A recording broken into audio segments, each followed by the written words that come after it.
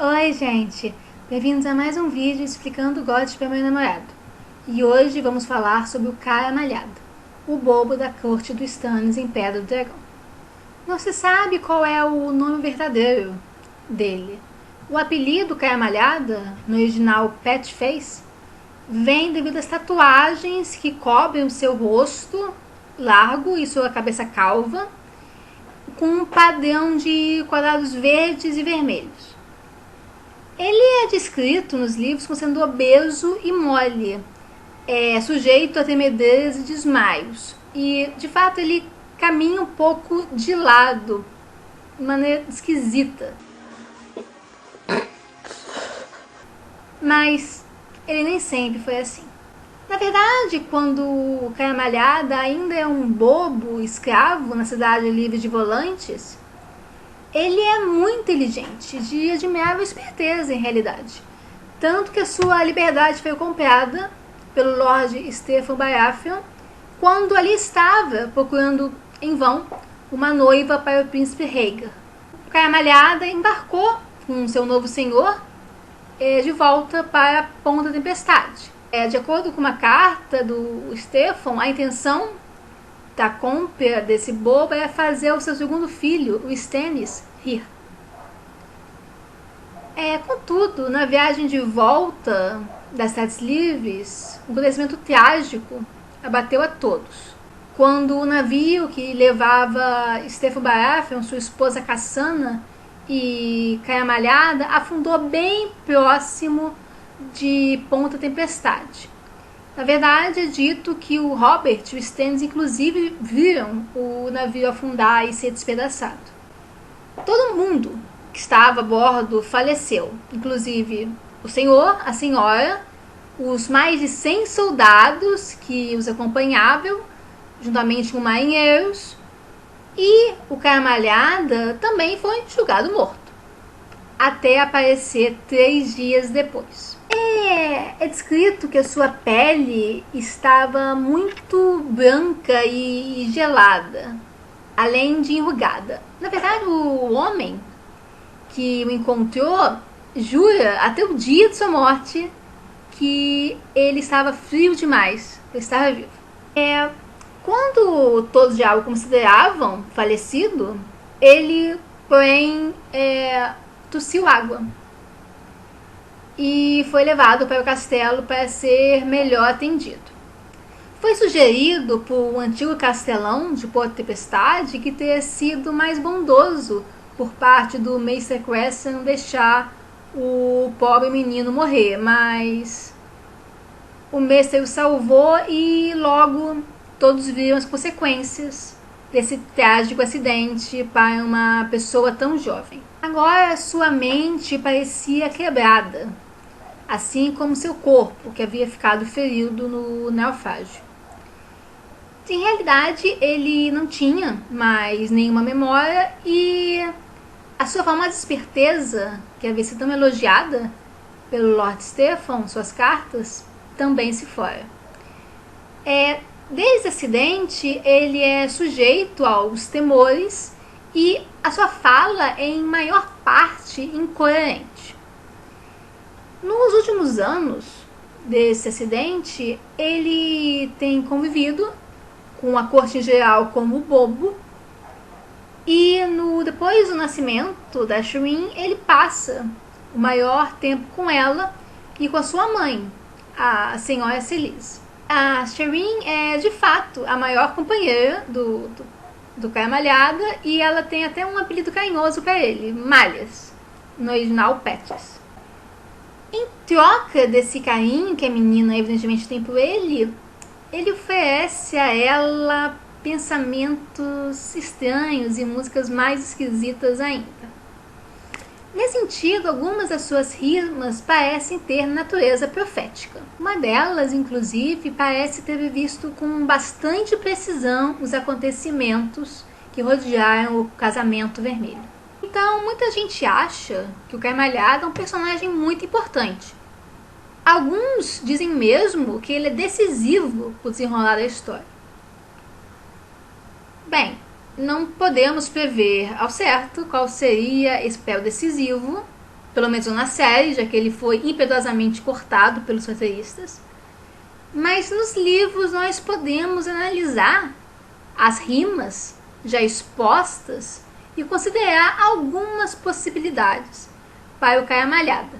Além disso, uma coisa que deve ser observada quando se analisa essas rimas proféticas é que a Melisandre tem pelo Caia Malhada uma mistura de receio e medo bastante consistente. Então, o que será que esse bobo tem que bota medo na sacerdotisa de R'hllor? Então, vamos ver agora as rimas proféticas do Caia Malhada para ver se esses receios da Melisandre têm mesmo alguma justificativa. Mas antes, nós temos que ter em mente, para ver essa primeira interpretação das profecias do Caia Malhada, que o bobo ele viu ou mesmo experimentou em primeira mão a morte quando se afogou na sequência do naufrágio perto de Ponta Tempestade. Então, quando ele diz nas rimas embaixo do mar ou sob o mar, isso significa estar em perigo ou mesmo morto para o personagem que ele se refere. No prólogo do segundo livro da série, A Fúria dos Reis, nós, os leitores, ficamos sabendo que a princesa Shireen e seu bobo, Caia Malhada, estão muito curiosos para saber o que o Corvo Branco, que tinha acabado de chegar da cidadela, informava a Pedra de Dragão. Então, eles vão aos aposentos do Maester Cressen e, assim que entram, a primeira fase do Caia Malhada é: debaixo do mar, as aves têm escamas no lugar de penas. Vocês lembram o que havia acontecido pouco antes, cronologicamente, na história? Pois é. E os dragões, muito sabidamente, não têm penas, e sim escamas. Logo depois disso, Cressen fala que a vinda do Corvo Branco é um sinal que o verão acabou. Aí o Caia Malhada diz: é sempre verão debaixo do mar. As sereias casadas usam enfeites no cabelo e cosem vestidos de algas prateadas. Então, a ave branca que a cidadela enviou é muito bonita. E, além disso, consegue falar. É muito inteligente. E crocita uma palavra diversas vezes. E essa palavra é senhora, em resposta a Shireen. E quando a princesa demonstra surpresa, o Caia Malhada se vira para ela e fala: ave esperta, homem esperto, bobo esperto, esperto, bobo esperto, esperto, esperto. Essa insistência do Caia Malhada parece indicar que ele até acha que a ave é inteligente, mas ele mesmo, o bobo, é ainda mais. Logo depois, o Caia Malhada começa uma canção. As sombras vêm dançar, Senhor. Dançar, Senhor. Dançar, Senhor. As sombras vêm ficar, Senhor. Ficar, Senhor. Ficar, Senhor. Bem, aqui eu não cantei porque, obviamente, o Caia Malhada deve ter uma voz muito melhor que a minha. Mas enfim. Na canção, ele prevê as habilidades futuras que a Melisandre vai demonstrar de criar os bebês da sombra, com as quais ela vai matar o Renly muito depois do prólogo do segundo livro.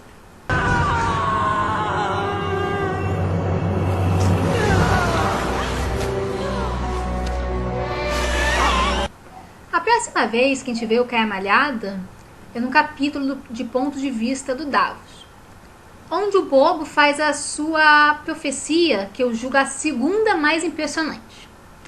Ele diz: debaixo do mar, a fumaça sobe em bolhas e as chamas ardem verdes, azuis e pretas. Aqui pode-se perceber, posteriormente, uma claríssima referência ao fogo vivo que aparecerá mais tarde neste mesmo livro.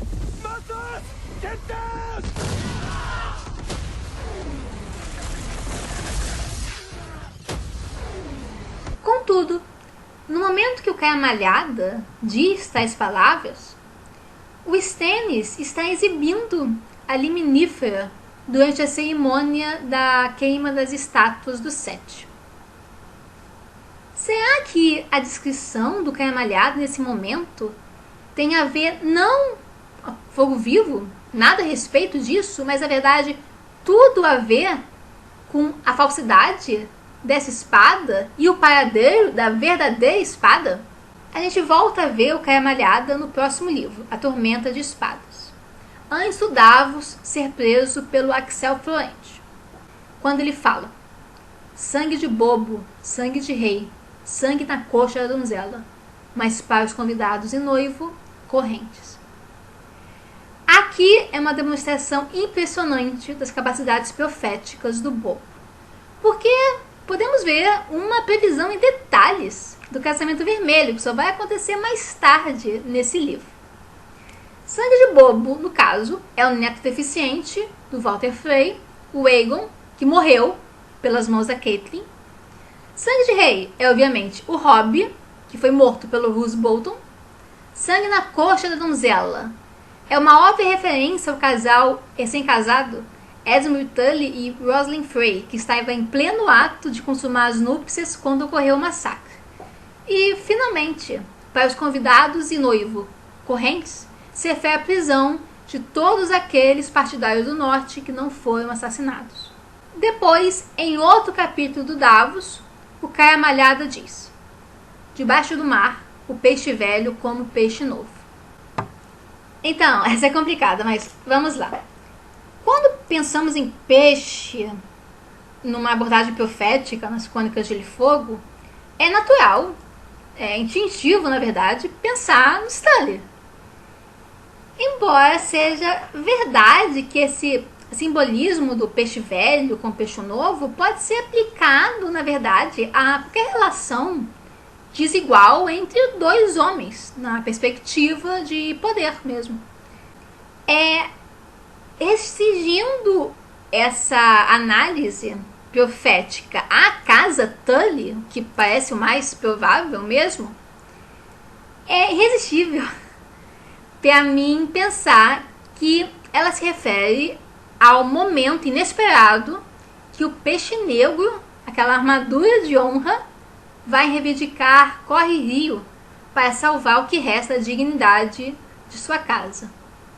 E no caminho, infelizmente, retirar a posse do castelo de seu sobrinho Edmure.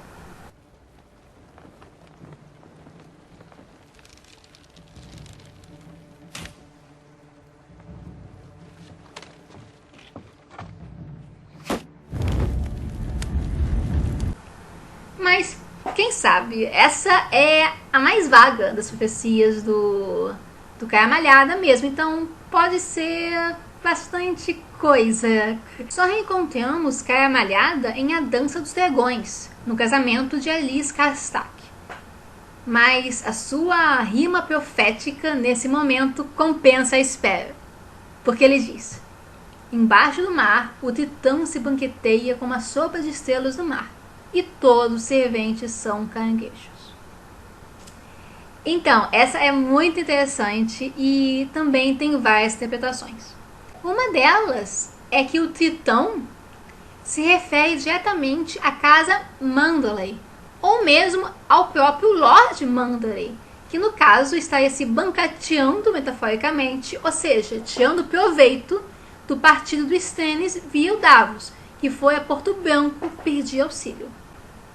Então, aqui o partido do Stannis é representado pelas estrelas do mar.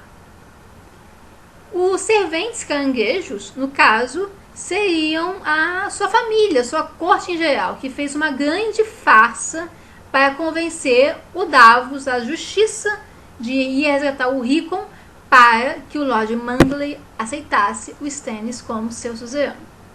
Mas eu, particularmente, gosto mais de uma outra interpretação, que defende que essa profecia está falando, na verdade, sobre a famosa Torta Frey, que até teve uma referência na série.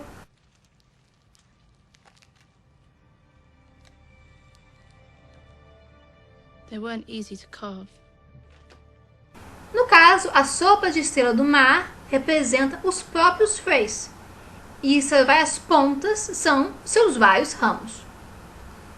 O Tritão é o Lord Manderly, que está literalmente se bancateando com alguns deles, e os serventes caranguejos, no caso, podem ser os seus cúmplices no sequestro dos Freys que foram assados à torta. Por outro lado, as estrelas do mar, elas são muito conhecidas do ponto de vista biológico pela sua capacidade de regeneração. Então, será que os Freys, depois de tudo, ainda poderão sobreviver ao inverno que chegou contra todas as expectativas? Esse momento é, aliás, quando a Melisandre fica toda tensa e diz: essa criatura é perigosa. Muitas vezes eu vislumbrei em minhas chamas. Algumas vezes há crânios em torno dele e os lábios estão vermelhos de sangue. Eu acho essa frase fascinante porque é a primeira vez que eu me lembro que a Melisandre manifesta medo em relação a outra pessoa. Na verdade, manifesta medo em relação a qualquer coisa, tirando o longo inverno que se aproxima, né? E ela faz isso em relação a quem?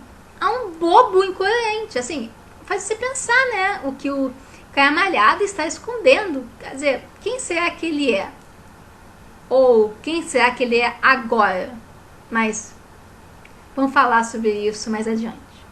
Logo no próximo capítulo, com o ponto de vista do Jon, o Caia Malhada diz: sob o mar, os corvos são brancos como a neve. E essa também tem várias interpretações, mas tem duas principais que eu acho que são mais convincentes. Uma é que o Caia Malhada está se referindo ao fato que o Jon, ao final do 5º livro, supostamente troca de pele com um fantasma e assim vive uma breve segunda vida até que seja possível a sua ressurreição. Isso aconteceu possivelmente na série, não temos tantos detalhes assim, mas parece que foi literalmente. Isso aconteceu mesmo, isso vocês tinham em mente. Mas não sabemos se vai realmente acontecer nos livros. E, semente, mesmo que aconteça, o que é de fato provável, eu prefiro a segunda hipótese, que defende que, na verdade, o Caia Malhada está fazendo uma referência ao fato que os próprios patrulheiros da muralha, que são melhor conhecidos como corvos, só eram caminhantes brancos quando morrerem no inverno que rapidamente se aproxima. Essa não é a última vez que nos encontramos o Caia Malhada, porém vemos de novo o bobo quando a rainha Silise pede para ele escoltar a filha de volta aos seus aposentos. Antes, ele diz: vamos, venha comigo para o fundo do mar. Então, se fundo do mar realmente for uma metáfora para o extremo perigo ou a morte, considerando o contexto dos acontecimentos que envolveram a Shireen na série, eu poderia dizer que ela pode ser considerada bem falecida. E isso pode acontecer de duas maneiras. Uma, por escamagres, que a menina teve quando era pequena, mas que se recuperou, restando apenas uma grande marca em seu rosto.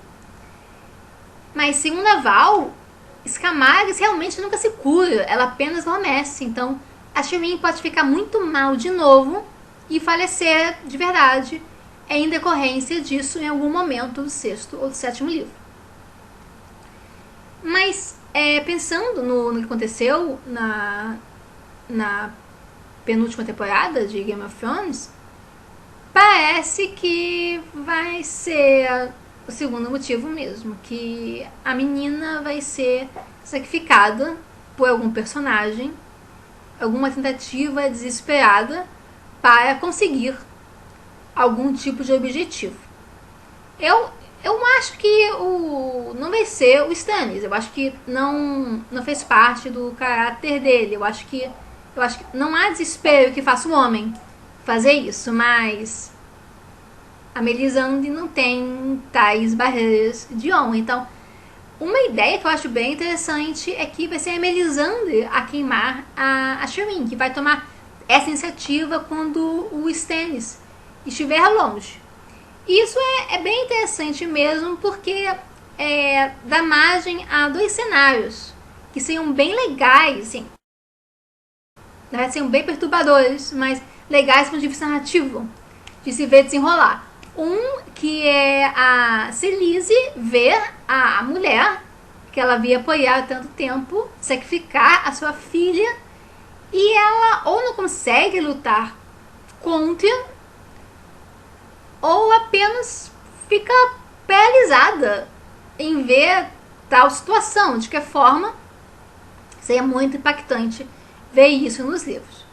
E outra que também seria notável é a reação do Jon, porque se a Melisandre realmente sacrificar a Shireen, eu presumo que esse sacrifício vai ser bem cedido e ela vai conseguir ressuscitar o Jon, que é o objetivo dela para tal ato.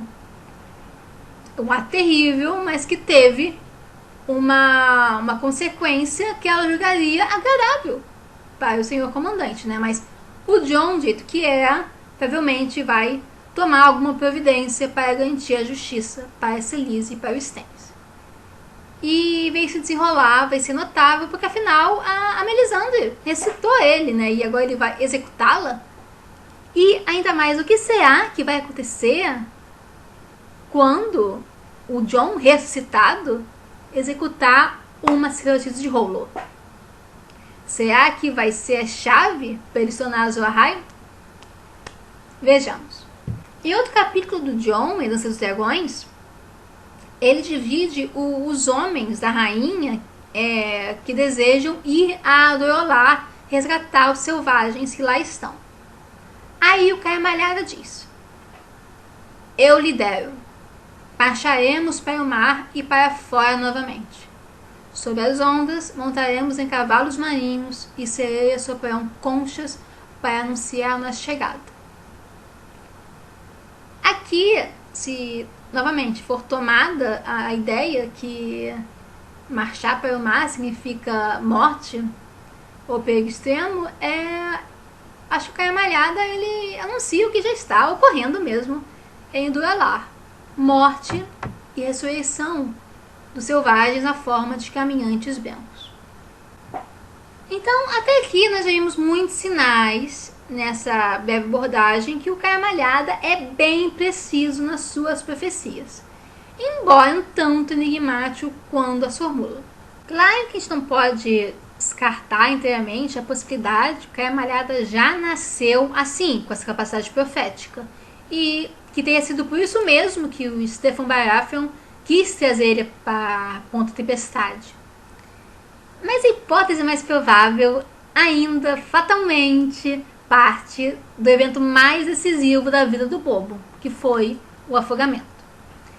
Possivelmente desde então ele anda fazendo pequenas profecias mais perceptíveis na corte dos Baratheon. Mas quem deu a Caia Malhada tal habilidade? Ao fim, as hipóteses parecem se reduzir aos 2 deuses mais ativos em Estéreos, que são os rivais, Deus Afogado e Rolo. Para essa primeira linha interpretativa das cimas proféticas do Caia Malhada que eu apresentei aqui hoje, no caso ter sido o Deus Afogado. E, de fato, o Caia Malhada parece realmente ser a prova mais abundante da existência desse Deus, embora não tenha um vínculo particular com as famílias das Ilhas de Farro. E acho que não importa muito mesmo, no fato. O Caia Malhada se afogou e aparentemente voltou à vida sem nenhum tipo de recurso ou ajuda humana, diferentemente como acontece com os Assassinos do Ferro quando eles procuram provar a sua devoção ao Deus. Então, quem seria o Caia Malhada? Um enviado dos salões aquáticos para ser o representante da grande guerra entre as forças do fogo e do gelo, o bem e o mal, a luz e a escuridão, pela qual os livros estão nos caminhando e nos fazendo acreditar E de que lado o Deus afogado estaria realmente? Do lado do bem e da luz ou do mal e da escuridão? Será que há realmente um lado no fim das contas? De que forma é evidente que o Cara Malhada pode ter tido visões de todas essas coisas enquanto se afogava. Ele pode ter muito bem naquele momento visto todo o cenário e só estar liberando à medida que julga adequado. Talvez esse bobo delirante seja muito mais sano do que muito personagem, pensando assim. Mas é curioso que são poucas as vezes que o Cara Malhada ele formula suas rimas com uma antecedência apreciável antes dos acontecimentos. Na maioria das vezes ele só faz essas observações quando os eventos estão literalmente prestes a acontecer. Então, para que serve essas profecias no fim das contas, né? E isso meio que nos leva à próxima linha interpretativa das profecias do Cara Malhada, que nós veremos no próximo vídeo. Então, gente, é isso por hoje. Eu pensei inicialmente em gravar essas duas hipóteses junto e colocar num só vídeo, mas realmente eu tô muito enrolada essa semana e não deu. Eu vou tentar fazer o vídeo seguinte o mais rápido possível, mas eu agora não tenho como me comprometer muito, porque a minha qualificação nas próximas semanas, então vocês podem imaginar como eu tô atarefada pra caramba. Mas se vocês gostarem desse vídeo, curtam, se quiserem compartilhem. Se já mais vídeos como esse, é só